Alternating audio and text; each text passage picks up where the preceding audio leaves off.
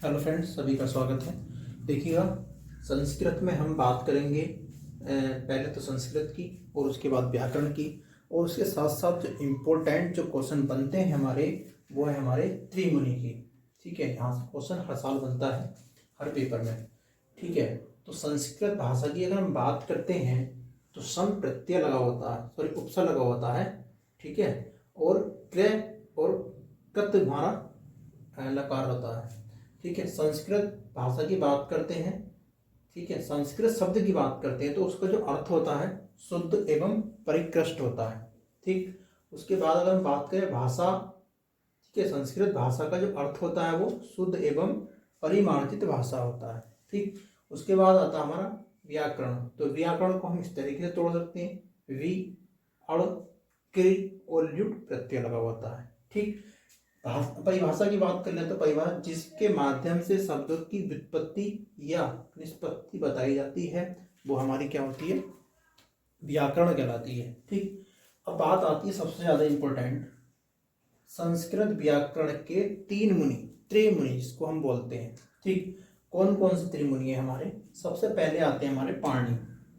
ठीक है, कौन से आते हैं? पाणि आते हैं। इनकी जो रचना है वो अष्टाध्यायी है। ठीक, बहुत बार एग्जाम में पूछा जाता है कि पाणि की रचना कौन सी है, तो अष्टाध्यायी है। ऐसे पूछ लेता है कि अष्टाध्यायी किसकी रचना है, तो वो पाणि की रचना है। ठीक है, इन्होंने ही माहेश्वर सूत्रों की मतलब उनको बनाया था। ठीक है, उसके बाद इस अष्टाध्यायी के अंदर जो अध्याय हैं वो अध्यायों की संख्या कितनी है? 8 है। और प्रत्येक अध्याय में जो पदों की संख्या है वो कितनी है? 4 है।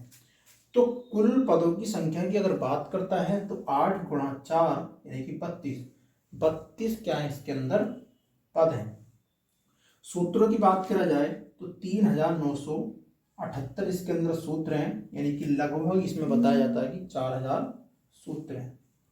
उसके बाद इसलिए पाणि को सूत्रकार कहा जाता है।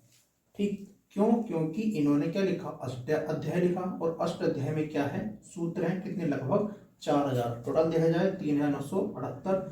तो इसीलिए इनको क्या कहा जाता है? सूत्रकार कहा जाता है। प्रथम सूत्र की बात करें तो वृद्धि रोधोच। ठीक है, ये हमारा प्रथम सूत्र होगा, यानी प्रथम अध्याय। ठीक है, प्रथम अध्याय और प्रथम पद और प्रथम क्या? श्लोक।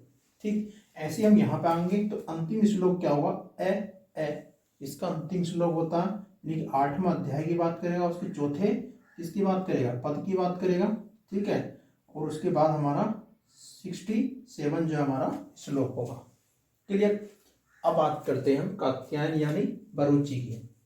तो इन्होंने क्या काम करा, जो पाणि का अष्टाध्यायी था उसके सूत्रों पर वार्तिक लिख दिया। ठीक है, ग्रंथ लिख दिया वार्तिक, तो इसलिए इनको वार्तिकार के नाम से जाने जाने लगा। ठीक, उसके बाद आते हैं हमारे पतंजलि। तो पतंजलि ने क्या काम किया कि इनका जो पाणि वाला अष्टाध्यायी था, इस अष्टाध्यायी के जो 4000 सूत्र थे लगभग, उन पर विस्तृत भाष्य लिख दिया इन्होंने। क्या लिखा? विस्तृत भाष्य लिख दिया, जिसको कहा जाता है महाभाष्य। ठीक है, क्या कहा जाता? महाभाष्य कहा जाता है, और इसलिए इनको भी क्या कहा जाने लगा? भाष्यकार कहा जाने लगा। ठीक है ना।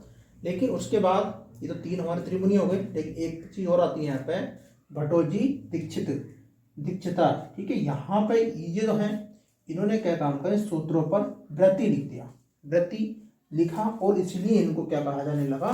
व्रतिकार कहा जाने लगा। ठीक, तो यहाँ पर ये 3 मुनि दे रखे हैं, यहाँ से क्वेश्चन हर साल बनता है, किसने क्या लिखा है, किसको क्या कहा जाता है।